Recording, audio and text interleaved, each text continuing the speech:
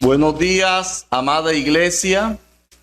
Que la gracia, la misericordia y la paz del Dios Todopoderoso y tres veces santo sea con cada uno de ustedes, amados hermanos. Yo me alegré con los que me decían: a la casa de Jehová iremos. Qué inicio tan hermoso para hoy, día de nuestro día de nuestro Señor, el día de Dios, hoy que lo dedicamos, amén, para alabar, exaltar su precioso nombre y darle gracias al Todopoderoso por esta oportunidad que no merecemos de estar delante de Él y de parte de Él, exponiendo su palabra, sirviéndole, escuchándole y salir edificados y llenos nuestro hombre interior en verdad. Les invito, hermano, a que antes de empezar con la escuela dominical, coloquemos este espacio en las manos del Señor. Padre nuestro que estás en los cielos, Señor de gloria y majestad, muchas gracias, Señor amado, te damos en esta hora de la mañana. Gracias, Señor, por la oportunidad que me das de exponer, hablar, Señor, comunicarle a tu pueblo, Padre bendito, estas enseñanzas que nos edifican. Y desde ya, Señor, te pido perdón por mi incapacidad, Señor amado, pero que esto no sea ningún impedimento, Señor amado, para que tu palabra, Señor, corra y sea glorificada, Señor, y haga todo el efecto por medio del cual, Señor, tú la envías, Padre. En Jesucristo, en tus manos, nos colocamos, Señor. Amén y amén. Bueno, damos gloria al Señor. Seguimos con nuestra serie de teología sistemática y que estamos, amados hermanos, en teología propia. Es decir, estamos enseñando sobre el ser de Dios, habiendo ya terminado la serie de los atributos de Dios en lo que tiene que ver con los atributos incomunicables y los atributos comunicables.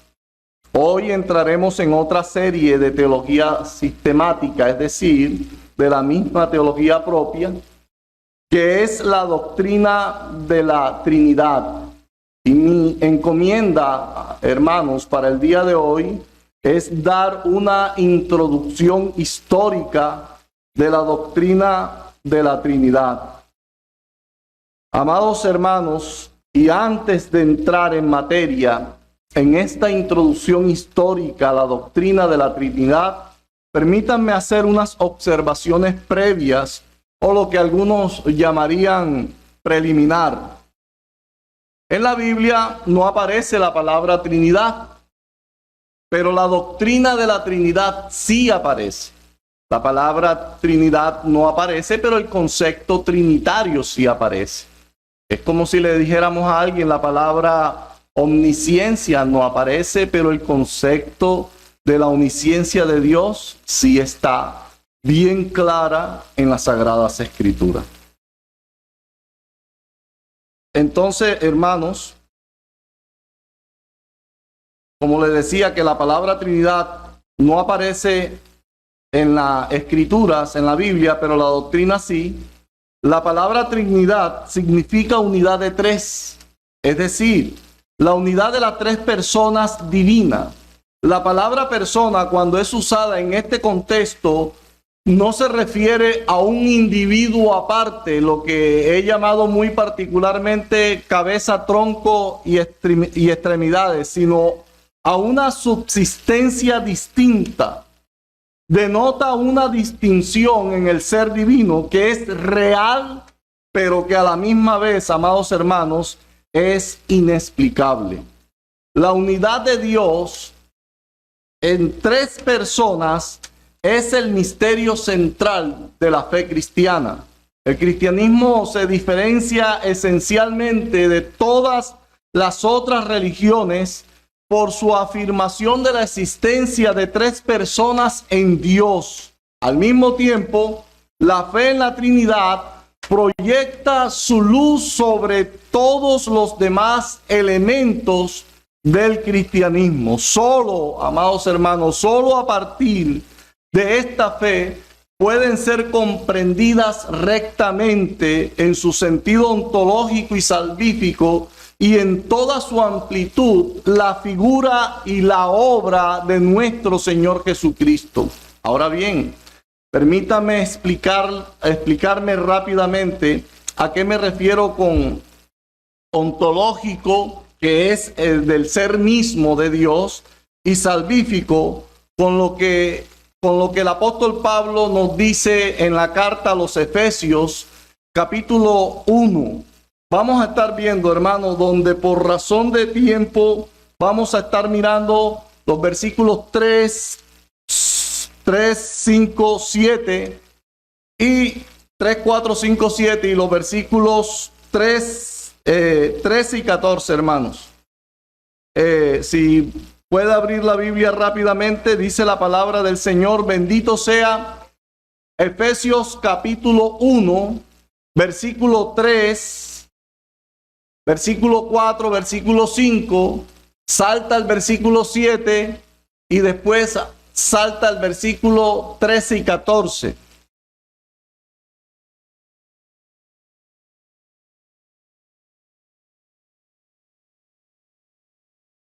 Dice la palabra de nuestro Señor de la manera siguiente: bendito sea el Dios y Padre de nuestro Señor Jesucristo, que nos bendijo con toda bendición espiritual en los lugares celestiales en Cristo, según nos escogió en Él antes de la fundación del mundo, para que fuésemos santos y sin mancha delante de Él, en amor, habiéndonos predestinados para ser adoptados hijos suyos, por medio de quien, por medio de Jesucristo, según el puro afecto de su voluntad, en quien tenemos redención por su sangre, el perdón de pecados según las riquezas de su gracia.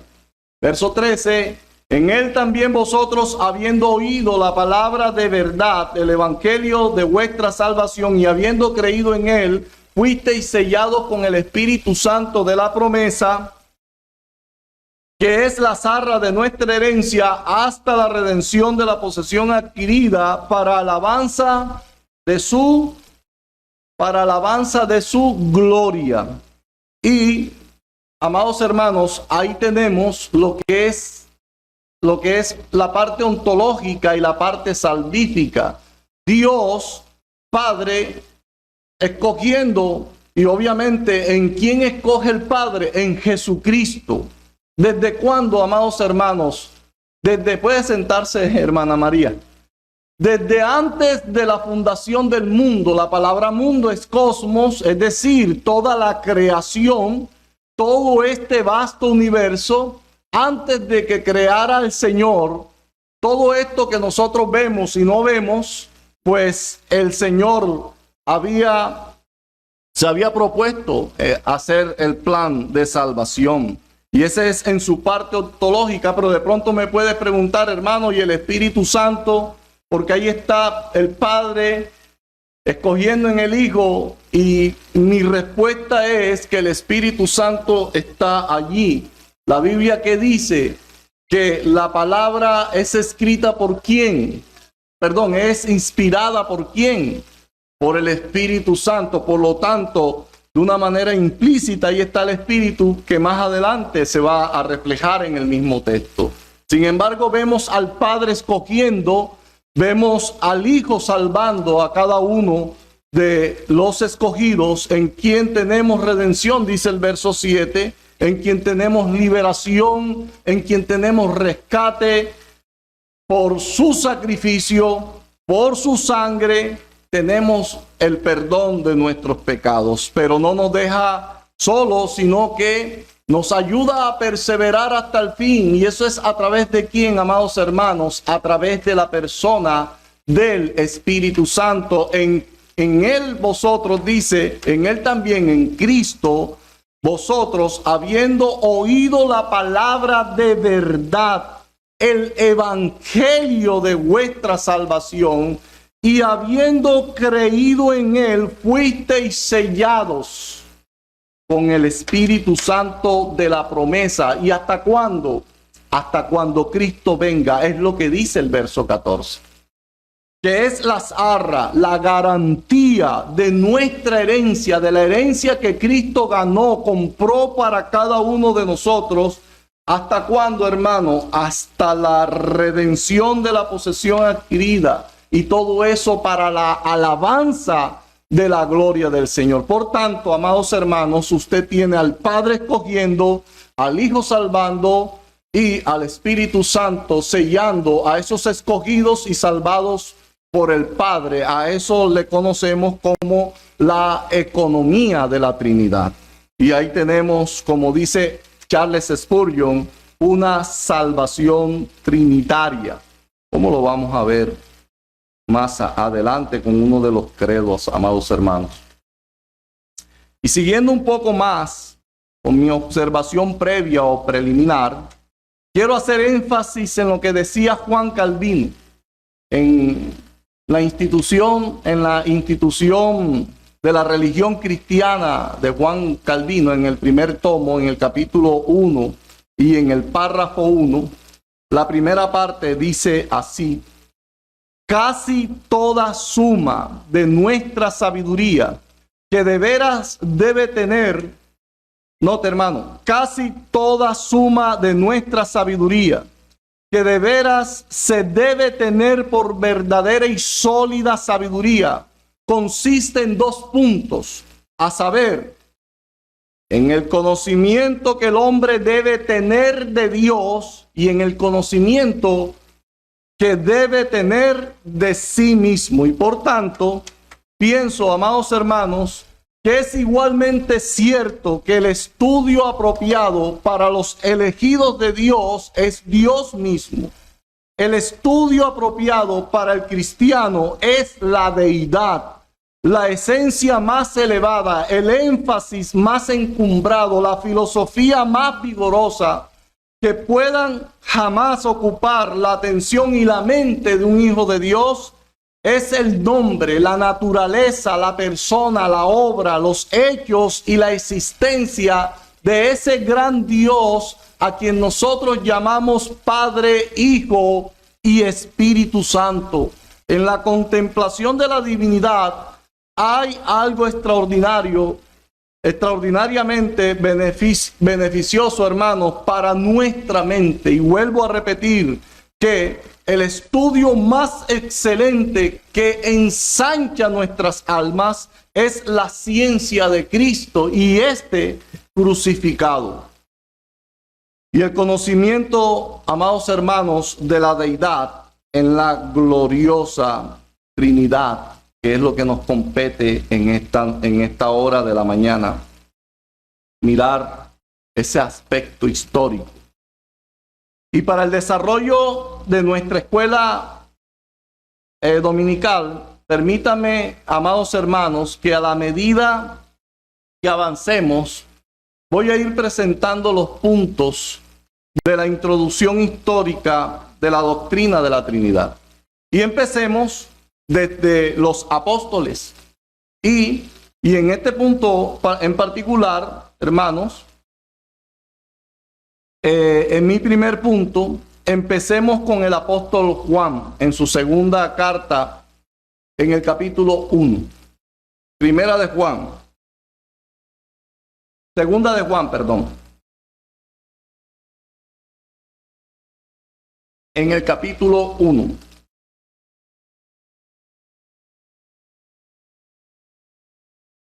Ya que el apóstol Juan me ayuda un poco más en la historia y va a ver lo interesante de ver al apóstol Juan, ya que es el último de los apóstoles y donde la herejía, amados hermanos, creció de una manera impresionante.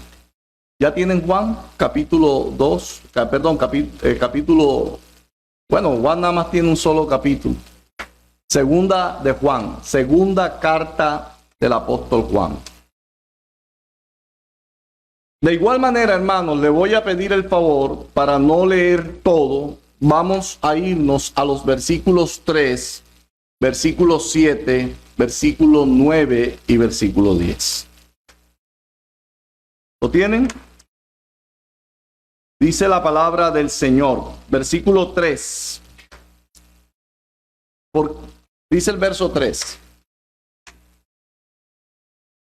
Sean con vosotros gracia, misericordia y paz de Dios Padre y del Señor Jesucristo.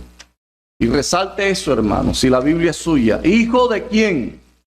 Del Padre, en verdad y en amor. Verso 7. Porque muchos engañadores han salido por el mundo, que no confiesan que Jesucristo ha venido en carne. Quien esto hace es el engañador y el anticristo.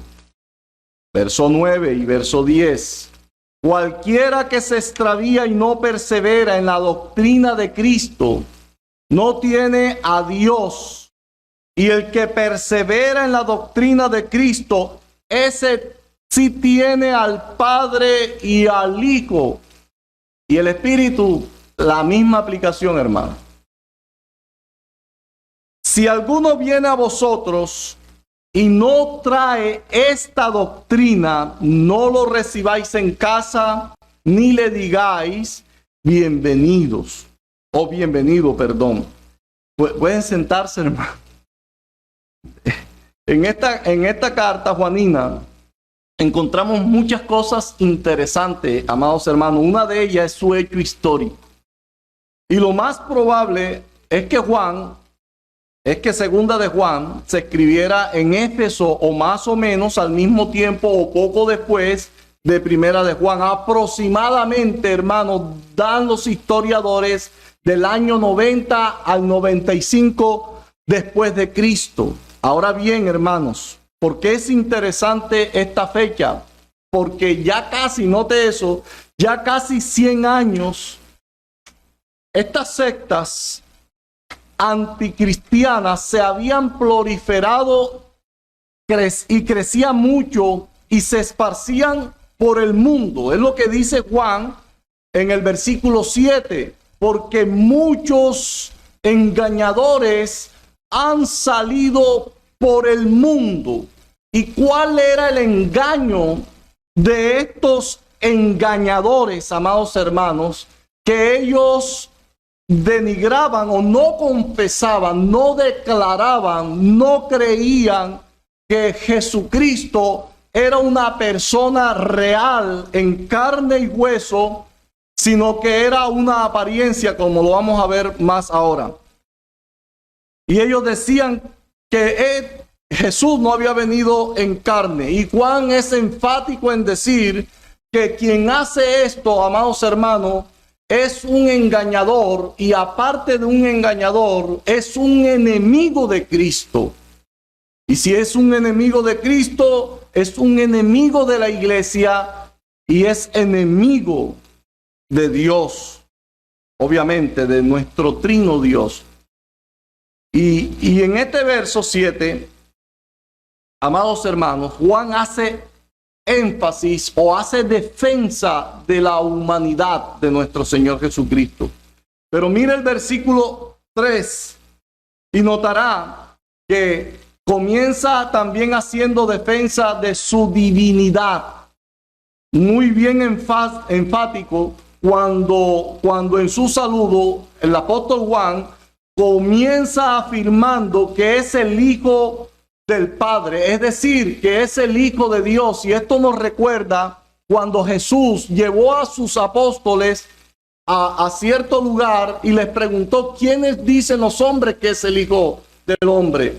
Y ya usted sabe la respuesta. Unos decían que Juan, alguno de los profetas, o Moisés, y se va Cristo directamente a los apóstoles: ¿y vosotros quién decís que soy yo? Y la confesión de Pedro, hermano, tiene mucho que ver con lo que nosotros estamos leyendo ahora. Tú eres el Cristo, el Mesías, el Salvador. Note, hermano, el Hijo de Dios, es decir, Dios mismo, es decir, divino, amados hermanos. Allí Juan entonces hace defensa con relación no solamente a la humanidad de nuestro Señor Jesucristo, sino que también a su divinidad. Por lo tanto, ya aquí se nos muestran que Jesús es verdadero hombre y es verdadero Dios. Sea con vosotros gracia, misericordia y paz de Dios Padre y del Señor Jesucristo. Y note, hermano, Hijo del Padre, ¿en mentira? Dice el texto, en verdad y en amor. Y termina diciendo el apóstol Juan que cualquiera que se extravía y no persevera en la doctrina de Cristo, note, hermano, no tiene a Dios. El que persevera en la doctrina de Cristo, ese tiene al Padre y tiene al Hijo. Y si alguno viene a vosotros y no trae esta doctrina, no lo recibáis en casa ni le digáis bienvenido. La pregunta que podemos hacernos aquí es: ¿a qué doctrina hace referencia Juan? Y la respuesta, amados hermanos, es a la doctrina que se había proliferado y se estaba esparciendo por el mundo entero. Una de las doctrinas más peligrosas, que era la doctrina de los gnósticos o la gnosis. Ya Juan, amados hermanos, definió en particular aquí a los falsos maestros como aquellos que no confiesan que Jesucristo ha venido en carne.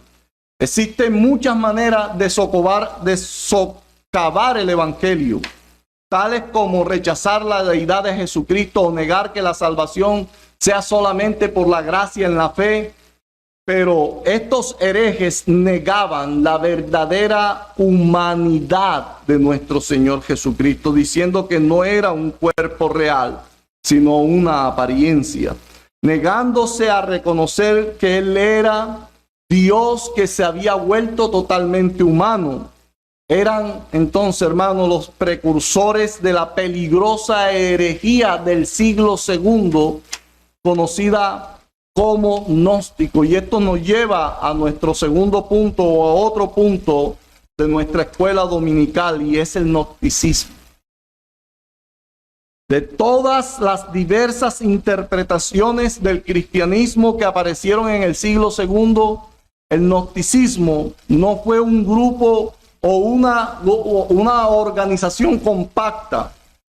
Surgió, amados hermanos, este movimiento frente a la iglesia, o no solamente frente a la iglesia, sino que también este movimiento existió dentro del cristianismo como fuera del cristianismo. Los gnósticos, amados hermanos, sostenían que había una serie de emanaciones del ser primordial de diferentes órdenes o rangos.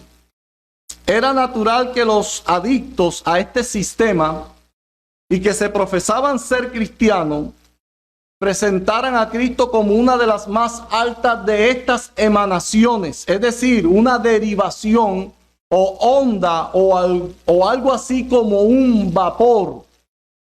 Así era que comparaban a la persona de nuestro Señor Jesucristo. Esta visión de su persona, o de la persona de su persona, admitía que fuera considerada como consustancial con Dios, como divino, como el creador del mundo, como una persona distinta y que tuviera al menos una unión, oiga eso, hermano, aparente o docética. Para el docetismo no hay tiempo para hablar acerca del docetismo. Les invito, hermano, a que vean la serie que dio nuestro pastor en la carta a los Colosenses. Ahí se habla extensamente acerca del docetismo que predicaban estos gnósticos. Pero ellos decían que esta unión aparente o docética con la humanidad cumplía algunas de las condiciones del complicado, y eso, amados hermanos, era un problema complicado de resolver. Sin embargo, representaba a Cristo, los gnósticos, como uno de una serie de emanaciones, y lo reducía a la categoría de los seres dependientes, saltados por encima de los otros, de la misma clase y rango, pero no de naturaleza. Además, involucraba la negación de su verdadera humanidad, que era esencial, oiga esto, hermanos, que era esencial para la fe de la iglesia y tan entrañablemente para su pueblo como su divinidad. Por ello, todas las explicaciones de la Trinidad basadas en la filosofía gnóstica fueron rechazadas como insatisfactoria y también herética, amados hermanos. Y por lo tanto, permítanme, hermano, porque no puedo pasar por alto. No puedo pasar por alto mencionar a un precursor, quien en su teoría gnóstica, y note esto, hermano, hasta el día de hoy está en la mente de muchos que se dicen ser cristianos. Su nombre, Marción. Ahora bien, ¿quién fue Marción y cuál era su teoría? Marción era hijo del obispo de Sinope, en la región del Ponto. Allí había conocido la fe cristiana, pero al mismo tiempo Marción parece haber sentido dos fuertes antipatías contra este mundo material, ya la gnosis la había abrazado, y contra el judaísmo. Por lo tanto, su doctrina combinaba estos dos elementos hacia el año 144 después de Cristo. Y este Marción fue a Roma, donde logró varios seguidores, pero a la larga el resto de los cristianos decidió que sus enseñanzas contradecían la fe, y Marción creó su propia iglesia que perduró varios siglos y en el día de hoy todavía repercute en la mente de algunos. Y mire, hermano, la teoría o la doctrina peligrosa que estaba mezclada con el gnosticismo y lo que él mismo había creado este Marción. Él enseñaba, Marción propuso, que era mucho más sencillo, según él, el Dios del Nuevo Testamento. Mire, hermano, mire lo que decía Marción, que el Dios del Nuevo Testamento y Padre de Jesucristo no es el mismo Jehová del Antiguo Testamento. Y hoy en día, hermanos, vemos a muchos con esta misma doctrina. Y tienen canales de televisión hablando de esta doctrina. ¿Qué dicen, hermano? Que el Dios del Antiguo Testamento no es el Dios, no es el mismo Jehová del Antiguo Testamento. El del Nuevo Testamento no es el mismo. Dicen ellos, o decía Marción, hay un Dios supremo que es el Padre de Jesucristo, y decía, y un ser inferior que es Jehová. Fue Jehová quien hizo este mundo. El propósito del Padre no era que hubiera un mundo como este, con todas sus imperfecciones, sino que hubiera un mundo puramente espiritual. Pero Jehová, él decía, pero Jehová, o bien por ignorancia, o bien por maldad, hizo este mundo y en él colocó a la humanidad. Note esa herejía peligrosa, hermano. Ahora bien, uno de los personajes que por este tiempo, quien había rebatido estas herejías gnósticas y al marcianismo, fue Justino Mártir. Justino Mártir, el griego, también conocido como Justino el filósofo, nacido en la ciudad de Flavia, Neápolis, Cisjordania, en el año 114 y falleció más o menos en el año 168, 160 aproximadamente. Fue uno de los primeros apologistas griegos que escribieron en defensa de la fe cristiana. Pero debo decirle que Justino Mártir era más dado a la parte filosófica, pero un muy buen defensor de la fe cristiana. Con relación a Cristo, Justino Mártir, su objetivo era propagar la idea de que el Cristo fuera la encarnación del Logo, es decir, defendió la humanidad de Cristo, y fue precisamente en Roma donde Marción también había colocado su escuela, y Justino Mártir también instaló lo que se llamó didascaleo romano, es decir, una escuela del pensamiento cristiano a la que asistieron Tasiano e Ireneo de León. Con relación a Dios, note esto, hermano, con relación a Dios, la principal actividad apologética de Justino fue defender la noción cristiana de Dios en su unidad y omnipotencia. Buscó justificar al Dios cristiano frente a las creencias de los paganos por medio de la filosofía. Explicar el concepto de Dios era indispensable para luego avanzar en la encarnación y en lo que él llamaba en los otros misterios de la fe cristiana. En otros misterios de la fe cristiana. Ahora el Espíritu Santo, para Justino Mártir, él tenía claro que fue el inspirador de esta bendita palabra del Señor. Pero lo que más me llama la atención, amados hermanos, en Justino, era su fórmula bautismal. En uno de sus escritos, o de los escritos de Justino, cuando él aplicaba o iba a bautizar a alguien, a una persona, esta persona tenía que hacer, si verdaderamente había creído en Cristo y en su palabra, esta persona tenía que hacer una confesión pública. Y la confesión pública que esta persona hacía era, primero, se arrepiente de sus pecados en nombre de Dios Padre y soberano del universo. Y la persona se levantaba, decía que creía, se arrepentía en el nombre de Dios Padre y era sumergido. Después decía, antes de sumergirla nuevamente, decía también: ¿crees en el nombre de Jesucristo que fue crucificado? Note eso, hermano, bajo Poncio Pilato. Y eso tiene implicaciones poderosas con relación, amados hermanos, en la defensa de la humanidad real de Cristo. Primero, fue crucificado. Usted no puede crucificar a un vapor. Y segundo, era histórico, es decir, este fue un personaje real. ¿Quién? Poncio Pilato. Y la persona tenía que confesar que creía en el nombre de Jesucristo, que fue crucificado bajo Poncio Pilato.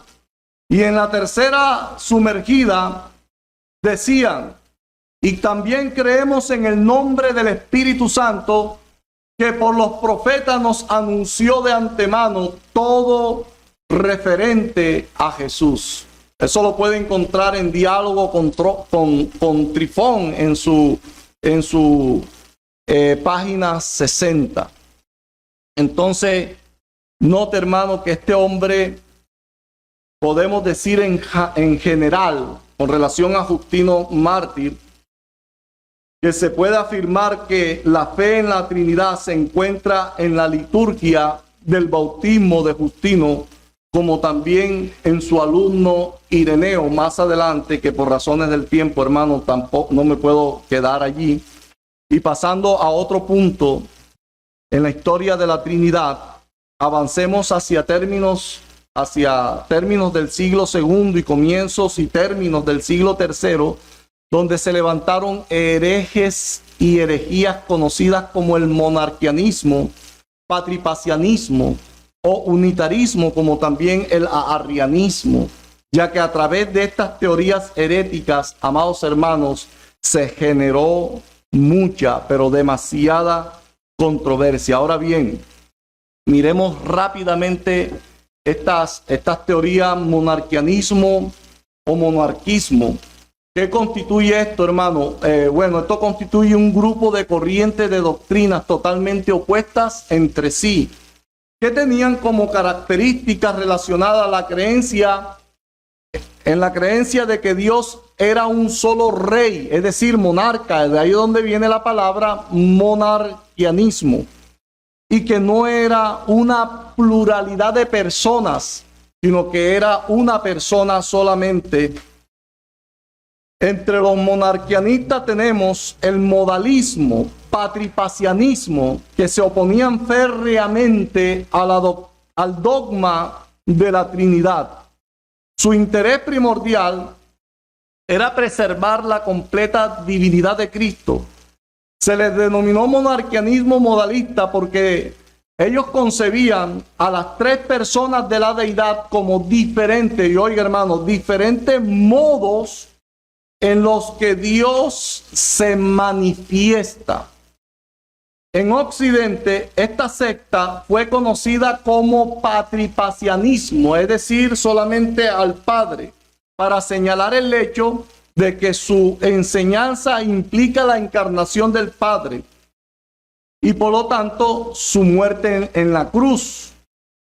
Escribiendo contra uno de sus adeptos llamado Presea, Tertuliano, dice Tertuliano de una manera sarcástica, expulsó al Paracleto y crucificó al Padre.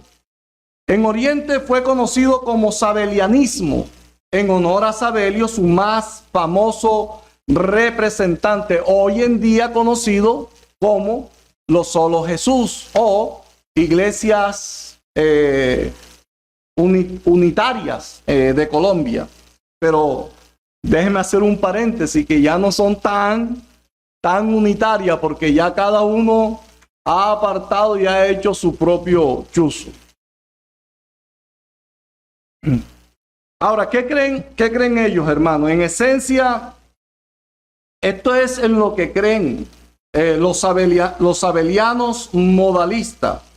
Ellos explican que, de acuerdo con la Biblia, según ellos, estos términos nunca pretendían hacer distinciones de tres personas eternas dentro de la naturaleza de Dios, sino que simplemente se referían a modos o manifestaciones de Dios. En otras palabras, Dios es un ser individual y único, y los diversos términos usados para describir Padre, Hijo y Espíritu Santo son designaciones aplicadas a su diferente forma de actuar o a las diferentes relaciones que Él tiene para con el hombre. Note eso, hermano, actuar. Ellos ponen el ejemplo también de un actor, pero los actores de este tiempo no eran actores como los de este tiempo. En aquellos tiempos usaban máscaras. Y para representar a una persona se ponían una máscara. Es decir, que ellos dicen, el Padre, para manifestarse como Padre, se puso la máscara de Padre. Y después para manifestarse como Hijo, se puso la máscara de Hijo. Y para manifestarse a modo de Espíritu Santo, porque por eso les llaman modalista, y presentarse como Espíritu Santo, se puso la máscara de Espíritu Santo. Ahora será rebatida esto más adelante con los credos, hermano. Por otro lado, tenemos el arrianismo o arrianos, seguidores de Arrio, un obispo de Alejandría en el 250-336 después de Cristo. ¿Quién fue arriano? Un antitrinitario, que enseñó que el Hijo es el primero y el más grande de todos los seres creados, pero no es igual al Padre en sus atributos. Mientras que los teólogos generalmente entendían lo divino y la deidad como sinónimo, Arrio describió al Hijo como divino, como Dios, pero no como deidad, no verdaderamente Dios. Los testigos de Jehová, amados hermanos, son un ejemplo de los arrianos modernos. Y amados hermanos, no podemos olvidarnos un hombre usado por Dios para rebatir todas estas doctrinas heréticas. ¿Y quién fue? Tertuliano. Quintius Septimius Florens Tertulianus. Es el padre de la teología y del lenguaje eclesiástico latino. Y uno de los más grandes hombres del cristianismo antiguo. Nació cerca del 150 después de Cristo en la ciudad de Cartago, la antigua rival de Roma en África del Norte. Al parecer era abogado, al menos había sido ampliamente enseñado al respecto, amados hermanos. Era de un espíritu fogoso y sumamente perspicaz. Abrazó el cristianismo cuando tenía 40 años de edad. Con su lógica mordaz e inflexible se convirtió en el campeón de la ortodoxia en la lucha contra los herejes. Aunque Tertuliano, amados hermanos, no llegó a formular claramente la doctrina de la Trinidad, aún así su contribución vino a ser de vital importancia en la controversia que vendrían luego en su lucha contra el monarquianismo.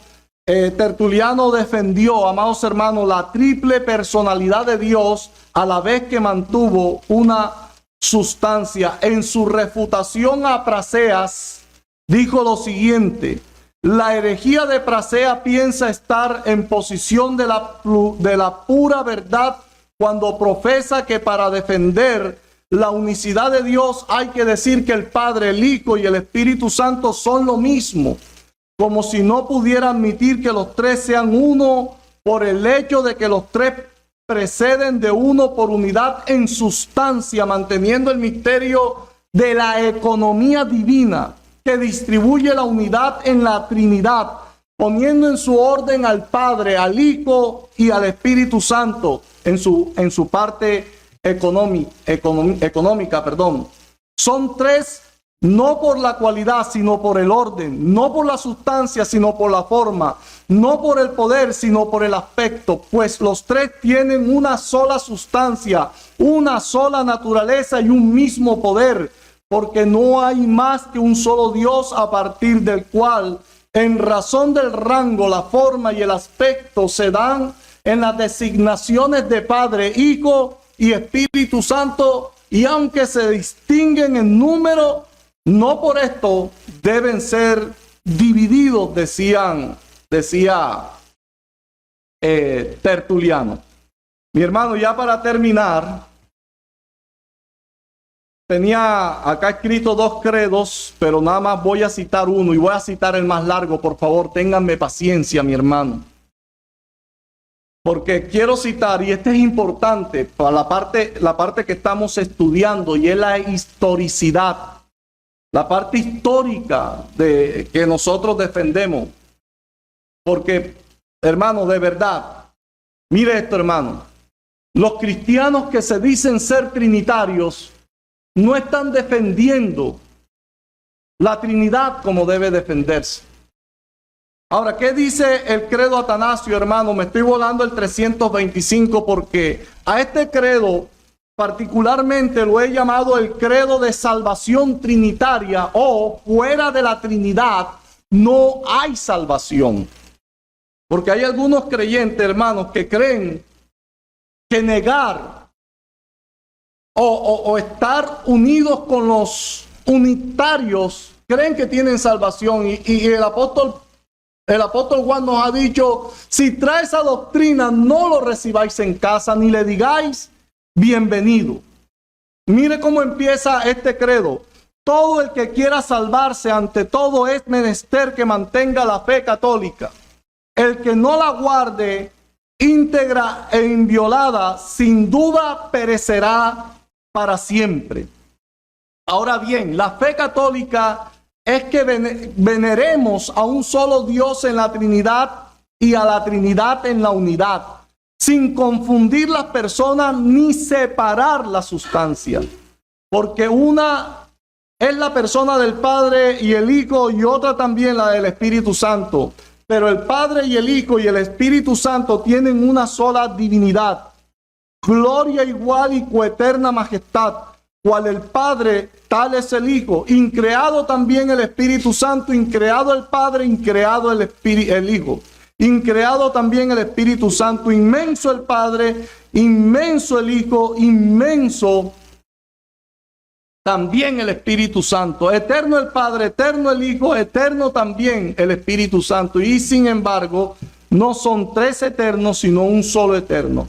Como no son tres increados ni tres inmensos, sino un solo increado y un solo inmenso. Igualmente, omnipotente el Padre, omnipotente el Hijo, omnipotente también el Espíritu Santo. Y sin embargo, no son tres omnipotentes, sino un solo omnipotente. Así Dios es el Padre, Dios es el Hijo, Dios también el Espíritu Santo, y sin embargo no son tres dioses, sino un solo Dios.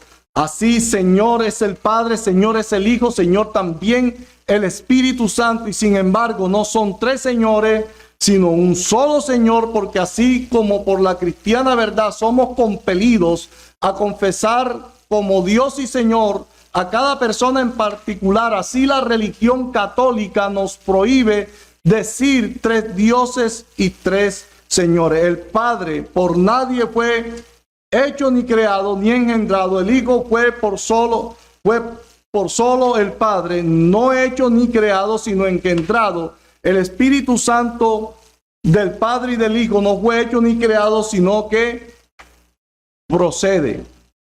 Hay consiguientemente un solo Padre, no tres padres, un solo Hijo, no tres hijos, un solo Espíritu Santo, no tres Espíritus Santos. Y en esta Trinidad nada es antes ni después, nada es mayor o menor, sino que las tres personas son entre sí coeternas y coiguales, de suerte que, como antes se ha dicho, en toda hay que venerar lo mismo, la unidad de la Trinidad, que la Trinidad en la unidad. El que quiera pues salvarse, así ha de sentir de la Trinidad.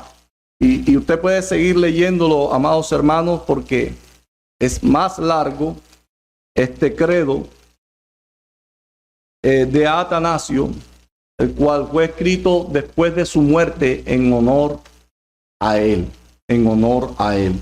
Ahí tenemos un credo histórico que refuta todas las enseñanzas heréticas anteriores, la gnóstica, los sabelianos, los modalistas y los arrianos, hermanos. Oremos, que sea el Señor, sea el Trino Dios bendiciendo su santa palabra, hermano.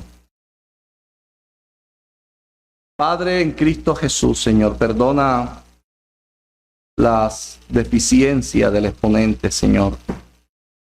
Pero te suplicamos, Dios mío, que con tu Espíritu Santo nos ayude, Señor, a creer, a preservar y a defender, Señor, esta doctrina que para nosotros, Dios mío, son innegociables. Padre, en Jesucristo, danos ese denuedo, ese valor, Señor, para hablar, para explicar esto que tú nos has enseñado a través de tu palabra, Señor, como es debido. En Cristo Jesús. Amén. Ya. No sé, hermanos, si hay tiempo para preguntas, si hay tiempo para... Pastor, si es pregunta, tu pregunta debe ser difícil, que se aporte. Gracias por la escuela, varón. Sí, no es una pregunta, es un pequeño aporte. Importante mencionar que todo el tema histórico, de pronto no olvidar el contexto en que empezó todo con el tema de la Trinidad. Los judíos en los tiempos de Jesús tenían una férrea posición con relación a la unidad de Dios, y eso generó muchos problemas en la iglesia cristiana. Así es. Porque ese concepto de unicidad, apoyado obviamente a la razón humana, porque todos nosotros queremos racionalizarlo, pues eso dificultó muchísimo la doctrina de la Trinidad a lo largo de la historia. Ahí se mencionaba a Tertuliano. Tertuliano quizás fue el primero que usó la palabra Trinidad. Sin embargo, a pesar de que defendió el concepto, también encontró por parte de los opositores quizás una forma injustificada de poder explicar, por ejemplo, la subordinación del Hijo hacia el Padre. Entonces, en la medida en que se iban levantando hombres defendiendo la doctrina, al mismo tiempo iban creciendo inconsistencias quizás, porque a medida que buscaban racionalizarlo terminaban en errores. Por ejemplo, más adelante Orígenes comenzó también a racionalizar un poco el tema y se fue más allá y dio quizás el escalón o la oportunidad como para que se metieran los arrianos cuando trató de hablar de la subordinación del Hijo al Padre en esencia. Pero estas cosas sé que son difíciles de entender así a la ligera. Lo que queremos es que, como hicimos hace muchos años, cuando empezamos a estudiar la confesión de fe, que nos detuvimos un buen tiempo estudiando la Trinidad, pues deseamos que sea el mismo ejercicio, que podamos hacer el mismo ejercicio, que podamos con calma ir adentrándonos en la doctrina más difícil, amén, que tiene nuestra fe. Y la invitación siempre es tratar de entenderla y aceptarla por medio de la fe más que por la razón. No es un tema fácil, es un tema difícil, y quizás ningún argumento humano podrá ser suficiente ni contundente, porque nuestro Dios está por encima de todo y Él es único, y entender lo divino para nosotros seres finitos es muy difícil. Entonces les animo a que puedan leer, por ejemplo, hay un libro muy bueno de Agustín de Hipona que se llama La Trinidad, muy bueno. Me permite recomendar Justo L. González, Justo L. González, Historia del Cristianismo. Sí, Justo González. Sí. Agustín de Hipona lo que hace es una apología precisamente sobre la Trinidad, y es muy interesante porque él abarca mucho. Quizás creo que es uno de los autores que más abarca sobre el tema de la Trinidad en defensa, y vamos a poder ir entendiendo a medida que vayamos desarrollando el tema de la Trinidad, conceptos complejos. Ustedes recordarán, hace unos 4 años empezamos a estudiar la confesión de fe, y que en este tema demoramos como 7 meses. Lo estudiamos a grosso modo, sí, pastor, a grosso modo. Y fue largo, pero yo creo que fue un tiempo muy bonito de edificación. Así es. Y esperemos que también en esta escuela dominical podamos tener esa misma edificación. Entonces, la invitación es que repasemos un poco. Yo voy a estar mandándoles al chat unos libros que pueden servir de base, de guía, para cuando estemos frente a la escuela, pues no nos veamos un poco más aislados del tema. Gracias, mi hermano. Ok, pastor.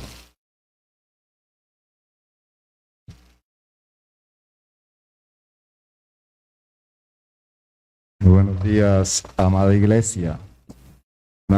Una preguntita pringamosera, estilo hermano Neisser. No me dejaba seguir.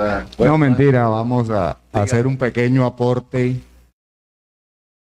Hay algo que, pues, al mismo tiempo debemos tener presente, y es que la mayoría de los herejes que niegan la Trinidad basan su posición más que todo en la historia. Ellos llegan a asegurar que la doctrina de la Trinidad no es bíblica, sino que es histórica. que es histórica basándose en culturas y creencias como la cultura egipcia, que siempre creyó en una triada. Y aquí quiero hacer la claridad.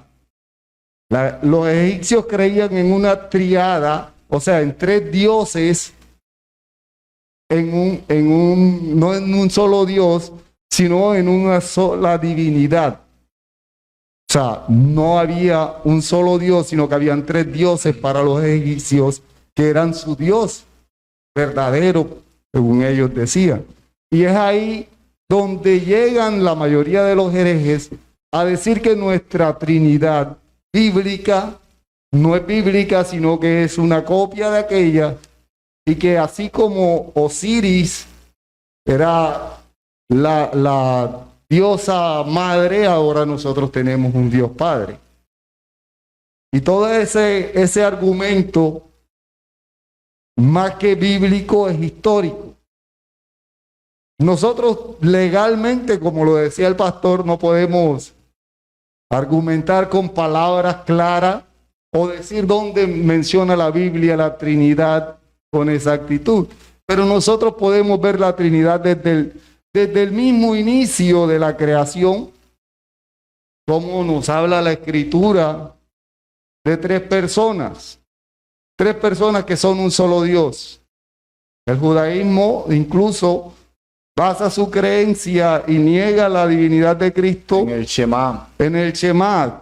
Que está en Deuteronomio, y sin embargo, ahí no dice que no sea un Dios de tres personas o en tres personas, sino que lo que dice es que es un solo Dios.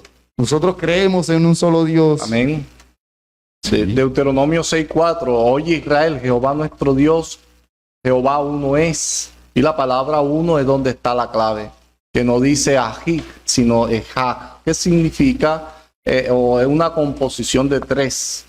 Eso, pues, usted lo estudia a profundidad y se dará cuenta de que los judíos creían que en Dios había esa unidad. Conocían al Padre, conocían al Espíritu Santo, la persona que le faltaba que se revelara, se reveló, y que es el Lobo o nuestro Señor Jesucristo.